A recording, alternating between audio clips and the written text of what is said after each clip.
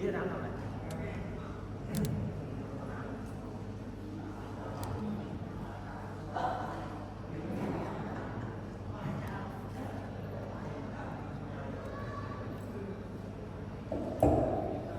เลยขออนุญาตเชิญผู้แทนจากทางคณะเจ้าภาพหนึ่งท่านนะครับ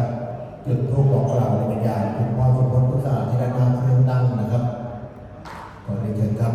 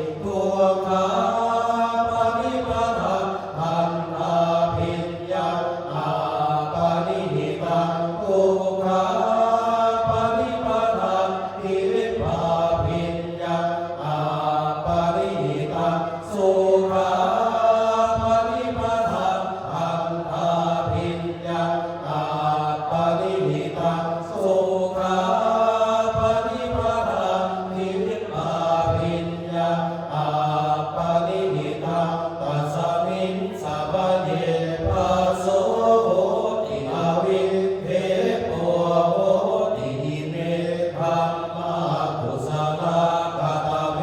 ธัมมากุศลายสสมิงสามเยโลกุตรังชานังภาเวตินิยานิกังอปัจจยกามินิธิกตานังปานายปะคะมายะโพธิยาปาติยาวิตากวิจารานังภูปัสสะมาตุติยัมชานังตติยะชานังจตุรังชานังปัฏฐามังชานังปัจจมังชานังอุปสัมปัชชวิหารติทุกขาปฏิปทาอันตาภิญญาอาปาริหิตังทุกขาปฏิปทาอิทิปาภิญญาอาปาริหิตังสุขาปฏิปทาอันตาภิญญาอาปาริหิตังสุขาปฏิปทาอิทิปาภิญญาอาปาริหิตังตัสสมิงสามเณพระโสโหติอาวิเทโพโหติอิเมธัมมากุศลากตเวธัมมากุศลายสสมิงสามเยโลกุตรังชานังภาเวตินิยานิกังอปัจจยกามินิธิกตานังปานายปะคะมายะโพธิยาปาติยาวิวิเทวกาเมหิปะคะมาชานังอุปสัมปัชชวิหารติทุกขาปฏิปทาอันตาภิญญาฉันทาธิปัตเตยังวิริยาธิปัตเตยังจิตตาธิปัตเตยังวิมังสาธิปัตเตยังทุกขาปฏิปทาอิทิปาภิญญาฉันทาธิปัตเตยังวิริยาธิปัตเตยังจิตตาธิปัตเตยังวิมังสาธิปัตเตยังสุขาปฏิปทาอันตาภิญญาฉันทาธิปัตเตยังวิริยาธิปัตเตยังจิตตาธิปัตเตยังวิมังสาธิปัตเตยังสุขาปฏิปทาอิทิปาภิญญาฉันทาธิปัตเตยังวิริยาธิปัตเตยังจิตตาธิปัตเตยังวิมังสาธิปัตเตยังตัสสมิงสามเณพระโสโหติอาวิเทโพโหติอิเมธัมมากุศลากตเวธัมมากุศลายสสมิงสามเณโลกุตรังชานังภาเวตินิยานิกังอปัจจยกามินิธิกตานังปานายปะคะมายะโพธิยาปาติยาวิตากวิจารานังภูปัสสะมาตุติยัมชานังตติยะชานังจตุรังชานังปัฏฐามังชานังปัจจมังชานังอุปสัมปัชชวิหารติทุกขาปฏิปทาอันตาภิญญาฉันทาธิปัตเตยังวิริยาธิปัตเตยังจิตตาธิปัตเตยังวิมังสาธิปัตเตยังทุกขาปฏิปทาอิทิปาภิญญาฉันทาธิปัตเตยังวิริยาธิปัตเตยังจิตตาธิปัตเตยังวิมังสาธิปัตเต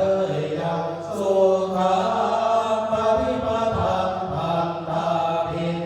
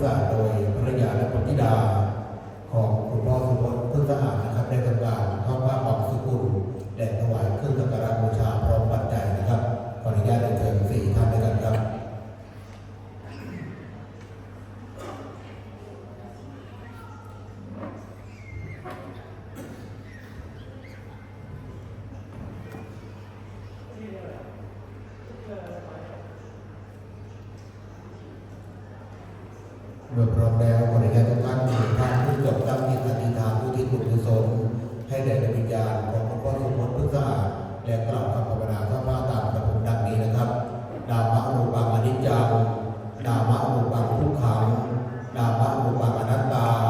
ขอเชิญทุกท่านวางผ้าทำโพธิ์ไตรโยตามแนวความเสร็จและประนมมือขึ้นไว้นะครับอนิจจาวัฏสังขาราอุปาทวยธรรมิโนอุปาชิตวานิโรธานิเตสังโฆปัสสมโภสุโข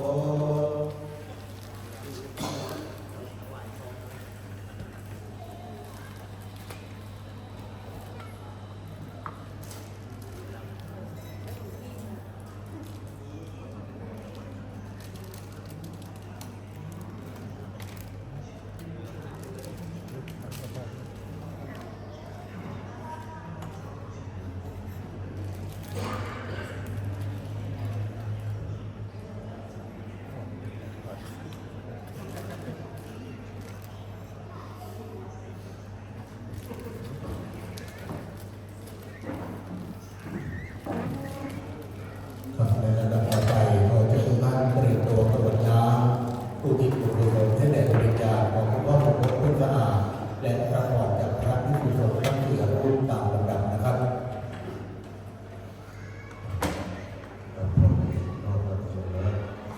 ยะถาภริวหาปุราหาริปุเรนติสาครังเอวะเมวะอิโนทินังเตนะนังอุปกัปปะเนอิชิตังปะทิตังตุมหังคิปะเมวะสมิจจโตสัพเพปุเรนโตสังกปะหาจันโทปนรสโสยะถานิโชติรสโส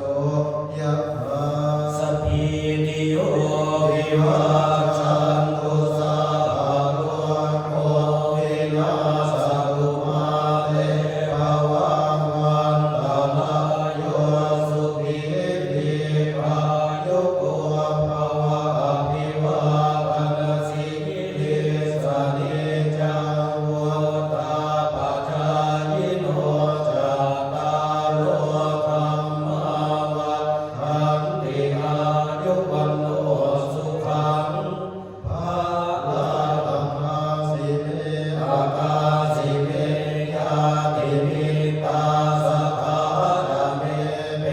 ตานังทาปินังราชาปุเพ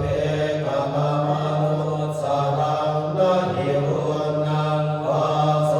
โกวายาวัญญาปริเทวนานาตังเปตานามาภารเอวังติทันติยาตโยอายัญจะโคทัพพินาทินนาสังฆังหิสุปฏิทิทามิกราตังหิตายาสัทธานาโสอุปตะปฏิโสยาติธรรมโมจะอายังนิทาสิโตเปตานปูชาจักตาปุราราภารัญจะภิกขุนมโนปะทินนาตุมเหมิปุญญาอสุตังอนาปกันติภวตุสัพพมังคารังราคันตุสัพพเทวตาสัพพพุทธานุภาเวนัสสัทธาโสทิภวัตุเตภวตุสัพพมังคารังราคันตุสัพพเท